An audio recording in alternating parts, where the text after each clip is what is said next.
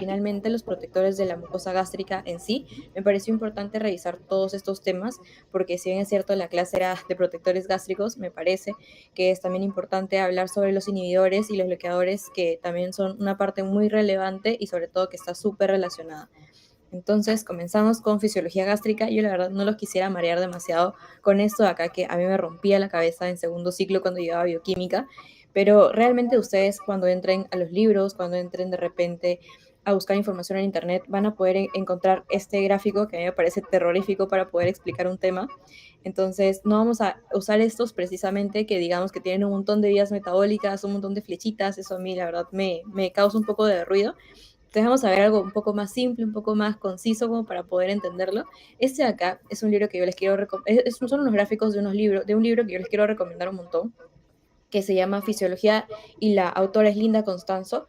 Yo en mi página de Instagram, como de repente van a poder ver más adelante, si es que de repente quisieran seguirme, yo siempre recomiendo este libro si ustedes quieren aprender fisiología, porque es un libro que tiene los gráficos bien precisos, bien concisos, y la verdad me gusta mucho como para poder no solamente aprender yo, sino también explicarle a los demás lo que realmente está pasando, ¿no? Primero debemos entender la fisiología, luego vamos a entender un poco de patología, y cuando terminemos la patología recién vamos a poder entender la farmacología. Yo siento que la farmacología es una rama que realmente pues depende de muchas cosas, como la fisiología en este caso. Bueno, si ya más, sin más bla, bla, bla, vamos a comenzar. Acá podemos ver en la parte izquierda de su pantalla, vamos a poder ver la secreción de ácido, ¿no? La secreción de ácido clorhídrico, que básicamente, bueno, sucede en las células parietales gástricas. Y bueno, en el libro de Linda Constanzo lo grafican con la célula parietal como si fuera un cuadradito, como un cubo, pero en la realidad es que es más como en el lado derecho, ¿no? Que es como si fuese una boquita que tiene un espacio hacia, o sea, tiene un espacio hacia arriba, y ahí vamos a poder localizar lo que se le llama comúnmente la bomba de protones. La bomba de protones básicamente se llama así porque, a diferencia de otras bombas, lo que hace es cambiar protones de la misma carga, porque genera, o sea, saca y entra protones, o sea, que tienen carga positiva. Entonces vamos a ver que hay distintos mecanismos por los cuales el estómago o las células parietales pueden secretar ácido, que es muy importante para el tema de la digestión. Básicamente vamos a verlo el tema de la estimulación cefálica, la estimulación gástrica, que tienen muchísimo que ver con el tema de los protectores de la mucosa. Y vamos a ver que hay tres receptores, digamos, en la célula gástrica, que están más hacia el lado del vaso que hacia el lado del lumen, por abajo. Entonces vamos a ver que están los receptores muscarínicos tipo 3, los receptores de CCK y también los receptores de H2, que básicamente ahí en esos receptores va a actuar los fármacos que vamos a ver más adelante. Entonces, la secreción gástrica depende de muchas vías metabólicas, pero principalmente depende de estos tres receptores: el receptor M3, el CCK y el H2. El M3 y el CCK son los que, a través de una proteína G, generan más IP3 y también más calcio. Esto genera que también funcione de mejor manera o mucho más rápido la bomba. Y estos receptores dependen también del vago, o sea, de un estímulo nervioso. Digamos que tú quieres comerte una hamburguesa de Bembos y estás pensando en comértela, y no sé si les ha pasado, pero empiezan a salivar. Ya, eso es un estímulo cefálico, ¿no? Digamos, viene desde la parte central. Ese no es el estímulo más potente que existe en el cuerpo humano, pero digamos que es un estímulo que ayuda muchísimo para la secreción de ácido gástrico.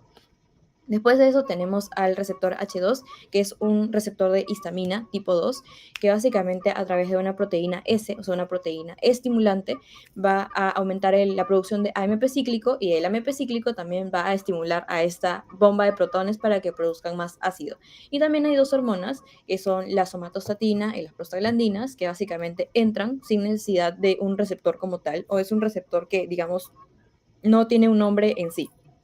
Y bueno, entonces vamos a ver que en la parte de la izquierda, no, la parte de la derecha, ustedes van a poder ver los tres receptores, ¿no? Los más importantes: el CCK, el M3 y el H2. Entonces vamos a ver por qué deberíamos dar los protectores gástricos y en quiénes nosotros deberíamos dar los protectores gástricos. Los protectores gástricos no son caramelitos como para andarlos repartiendo por la vida. Muchas veces cometemos el error de decirle: no, póngale un omeprazolo, póngale un pantoprazolo, póngale lo que ustedes deseen, no, denle bismuto, denle esto, me duele la panza, voy a tomar esto.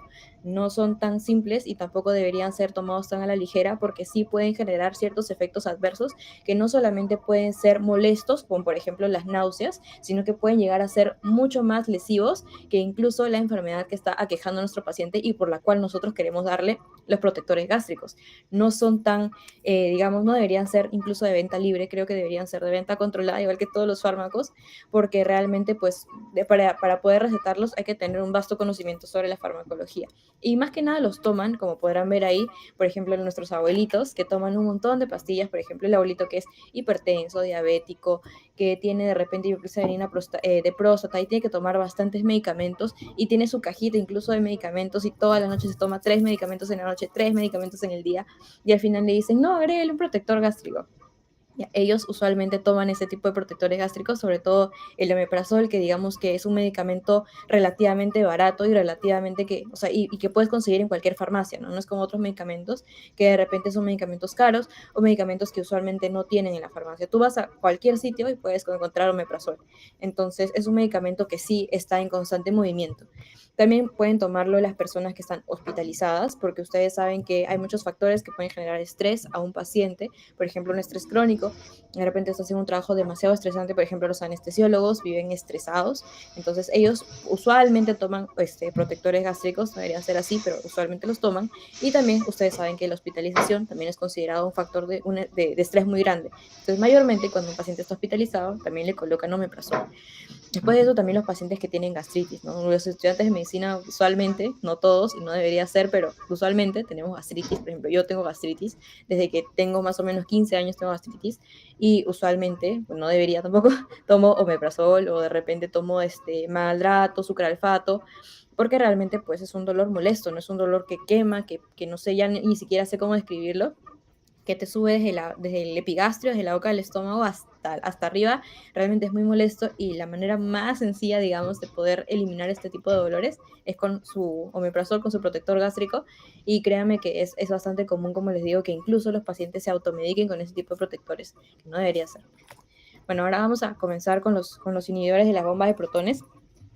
Esta de acá, este gráfico de acá, yo lo saqué de Lecturio, que también, aprovechando que estamos acá explicando un poquito más acerca de esto, considero que es una buena plataforma también si ustedes de repente quieren revisar algún tema. Yo la he usado alguna vez, lo único malo es que está en inglés, entonces para poder usarlo tienen que tener un poco de conocimiento sobre inglés. Bueno, los inhibidores de bomba de protones, los más comunes, los que más le van a preguntar en los exámenes, los que más le van a preguntar los pacientes mismos que vengan a la consulta, los pacientes que de repente estén hospitalizados y que de repente ya los tomen, o que incluso sus familiares les vayan a consultar cuando ya sean médicos, va a ser el omeprazol, el esomeprazol y el pantoprazol, que son medicamentos, como les digo, muy fáciles de conseguir, muy baratos. Bueno, el esomeprazol es un poco más caro, pero igual lo pueden conseguir en cualquier lado.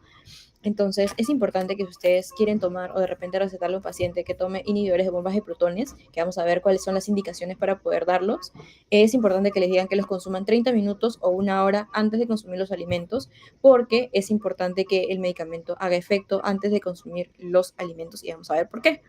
Bueno, principalmente acá podemos ver todo lo de la célula parietal, que como les dije, la célula parietal no es como un bloque, sino que es como, digamos que una C, una U, digamos, una U, que tiene como una parte, o sea, aquí en la boquita, digamos, que ahí funcionan todos los mecanismos y principalmente la bomba de protones, ¿no? De tanto de hidrogeniones como de potasio. Entonces, los dos son de carga positiva, se intercambian y ya el mecanismo que ustedes saben y que ya les he explicado. Y básicamente lo que hace el inhibidor de bomba de protones es inhibir la bomba, pero no es que solamente la inhiba, sino que tiene un mecanismo que básicamente es que tú consumes el fármaco, ya sea esomeprazol, pantoprazol o omeprazol, los consumes, después de eso se metaboliza, va al intestino y luego después de eso recién va a la sangre y después de que va a la sangre recién llega a la célula parietal. No es que va de frente a través del estómago e ingresa, no es así, no es de esa manera, ¿no? Tiene que metabolizarse primero, pasar por la sangre y después de eso recién llega a la célula parietal. Entonces eso ustedes saben que demora un tiempo. Por eso es que se recomienda tomar de 30 minutos a una hora antes de consumir los alimentos, no menos ni tampoco después de consumir los alimentos, pero cuando ya hayamos consumido alimentos pues ya no va a servir de mucho, digamos, porque igual estos medicamentos se toman una sola vez al día y si bien es cierto te pueden proteger 24 horas, lo ideal sería que lo consumas antes de los alimentos.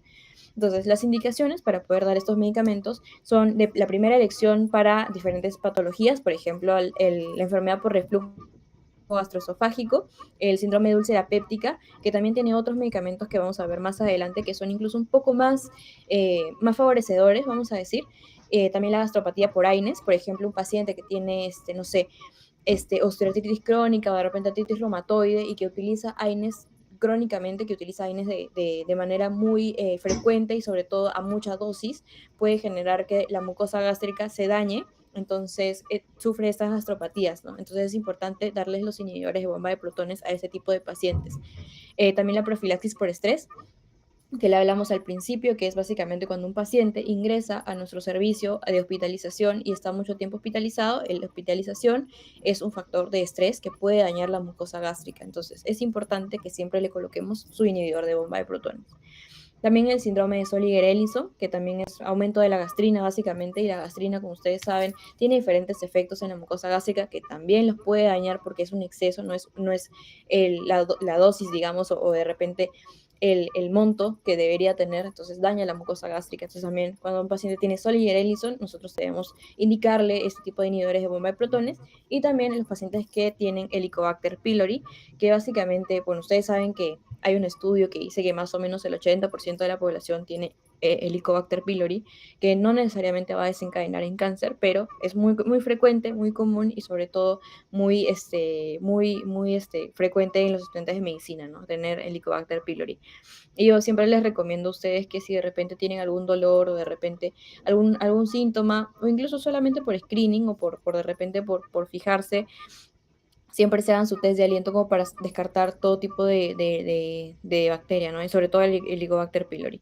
Bueno, las contraindicaciones son las hepatopatías, o sea, un paciente que es hepatópata no le podemos dar inhibidores de bombas de protones de manera indiscriminada porque estos medicamentos se metabolizan en el hígado.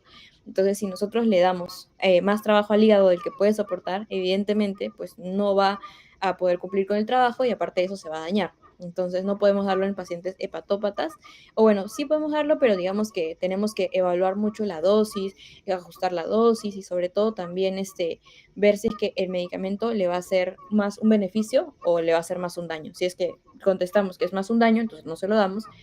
Y si es más un beneficio, pues sí lo damos. Después de eso, en hemorragia digestiva alta tampoco se puede dar ni cuando esté inactiva ni cuando esté activa. La hemorragia digestiva alta es una contraindicación general absoluta como para poder dar inhibidores de bombas de protones. Y los efectos adversos son náuseas, gastropatías, como les dije, ¿no? La gastropatía también puede ser generada por este tipo de IBPs y la osteopenia, porque lo que pasa es que el IBP disminuye la absorción de ciertos, de ciertos metabolitos, como por ejemplo el calcio. Entonces, si el paciente ya de por sí tiene osteopatía, entonces el hecho de que no pueda absorber el calcio le va a hacer más un daño que un bien. Entonces, no es recomendable darlo en pacientes que tienen osteopatías, osteopenias, porque realmente pues no vale, y aparte de eso también le podemos generar al paciente osteopenia.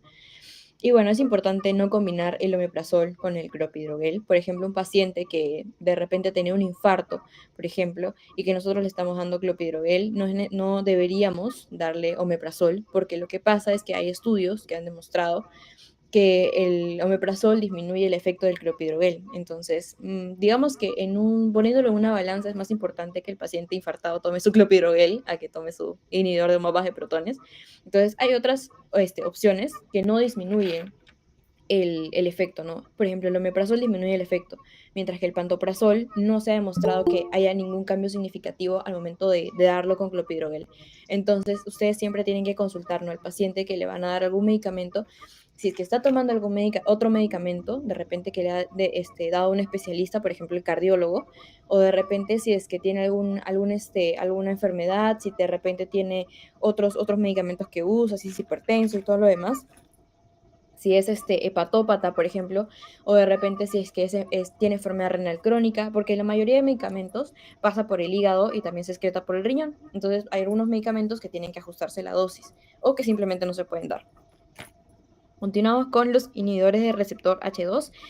Y me había olvidado decirles, los IVPs son de clase A. Los medicamentos clase A significa que no tienen ningún riesgo fetal, o sea que estos de acá sí los podemos dar en gestantes, a diferencia, por ejemplo, de los inhibidores de receptor H2 o de repente de los protectores de mucosa gástrica, como por ejemplo el misoprostol, que ese sí ya no debería darse porque ustedes saben que el misoprostol, pues también, aparte de ser un protector de la mucosa gástrica, su principal uso comercial, digamos, es el aborto. Entonces, no deberíamos darlo, pero eso ya lo vamos a dejar para la siguiente diapositiva en la cual les voy a explicar cómo es que funciona todo eso. Bueno, los inhibidores del receptor H2, ustedes, como les había mencionado, la célula parietal tiene tres receptores principales, el CCK, el H2 y también finalmente tiene el M3. Ahorita nos vamos a centrar en el H2, que básicamente tiene medicamentos que lo inhiben y como ustedes saben, pues la histamina viene, se une al receptor y después de eso, a través de una vía que es el AMP cíclico, aumenta la producción de, bueno, no la producción, pero digamos la función de la bomba de protones. Entonces, los medicamentos más comunes en este grupo de medicamentos son la ranitidina, la cimetidina y la famotidina.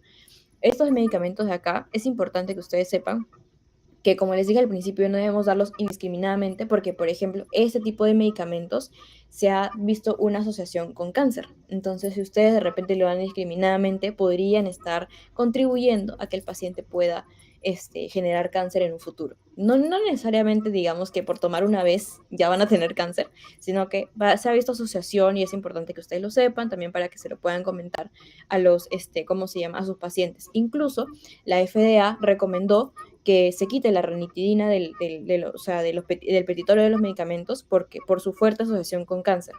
Entonces, si ustedes de repente tienen algún familiar que esté tomando ranitidina, cimetidina o famotidina, lo mejor sería que ustedes le mencionen que se ha visto una asociación con cáncer y que de repente pueda consultar con su especialista, ya sea el gastroenterólogo o sea otro especialista que le haya recomendado este medicamento, si es que no lo puede cambiar con otro. Es importante que sepamos este tipo de medicamentos y que sepamos usualmente a qué se asocian. Entonces vamos a ver ahorita, por ejemplo, las indicaciones son las mismas que para los inhibidores de bombas de protones, pero la diferencia está en que estos son de segunda elección, o sea, no son de segunda elección, son de segunda línea y todo lo demás, pero no se suelen utilizar con tanta frecuencia como por ejemplo el omeprazol, ¿no? Ustedes de repente, algunos no habrán escuchado de la ranitidina o solamente en clase y nunca la han visto, porque no es que nosotros recetemos ranitidina así porque sí, tiene que haber una indicación fuerte como para poder indicar ranitidina, por ejemplo, que sea alérgico al omeprazol, que sea alérgico al pantoprazol, o de repente que no sé,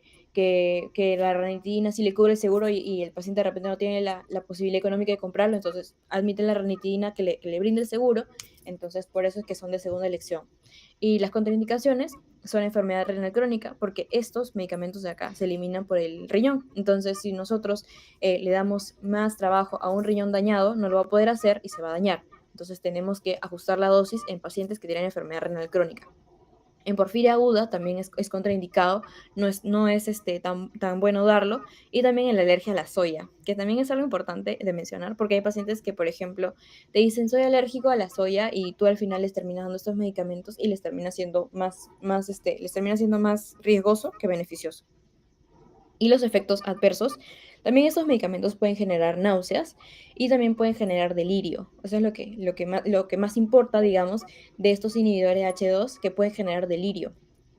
Hay algunos, por ejemplo, pacientes hospitalizados que de pronto comienzan a hacer delirio y de repente como que los médicos dicen, no, de repente es por la misma hospitalización o de repente una abuelita que está operada de la cadera hace delirio y hay muchas asociaciones con respecto al delirio y tú la tratas y al final nunca le pasa el delirio hasta que le quitas la ranitidina y te das cuenta que la ranitidina pues genera delirio. Entonces hay que tener mucho cuidado, por ejemplo, con las abuelitas o con los abuelitos que toman ranitidina y que de pronto como empiezan a estar un poco más confundidos, sería mejor quitarles la ranitidina, ver si el delirio pasa y a partir de eso, pues, quitarle el medicamento y optar por otro que tal vez le pueda ser más beneficioso. Y como les dije, no es importante que estos medicamentos, o sea, ustedes siempre que ustedes piensen en ranitidina, cimetidina o famotidina, tengan presente su asociación con el cáncer y que la FDA ha recomendado retirarlos del mercado porque pueden generar cáncer y aparte de eso generan delirio. Entonces, no son tan buenos de recomendar. Y bueno, estos son clase B. Digamos que, por ejemplo, en mujeres gestantes, no es, digamos, o sea, debes valorar el riesgo con el beneficio. O sea, si la mujer embarazada tiene más beneficios de estos medicamentos, se los seguimos dando. Pero si no, tiene más riesgo que beneficio, se los retiramos y buscamos otras opciones un poco más seguras, como por ejemplo el omeprazol, el esomeprazol. Son de clase A, son baratos y mayormente los seguros lo tienen.